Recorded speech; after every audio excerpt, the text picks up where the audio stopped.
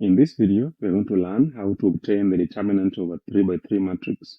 So evaluate the determinant of this matrix 3, 2, 1, negative 1, 2, 6, 3, 0.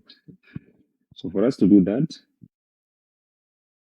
we're going to take just the first row. So we take the first entry, which is 3, and then we take the determinant of the small matrix that is left when you cover the row and the column of 3. So when you cover the row and the column, you're left with 2, 6, 0, 5. 2, 6, 0, 5. And then you go to the next entry, that is 2. So you say minus 2, and then take the determinant of the small matrix that is left when you cover its row and its column. So when you cover the row and column for 2, you're going to be left with negative 1, 6, and 3, 5. Then you add the last one, which is 1.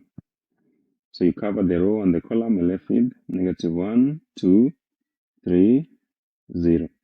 So let us simplify this. So we're going to have 3 into 2 times 5 minus 6 times 0 minus 2. Then you have minus 1 times 5. Then you subtract 6 times 3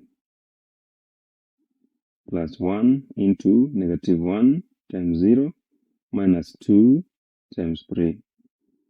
So we have 3 into 2 times 5, that is 10, minus 0, minus 2 into minus 5, minus 18, plus 1 into 0, minus 6.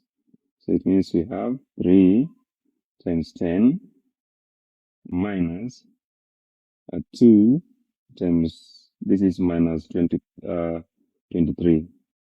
So times minus 23 plus 1 times minus 6.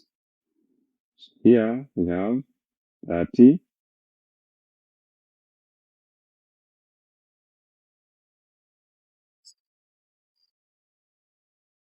and here we have 1 times negative 6, which is just negative 6.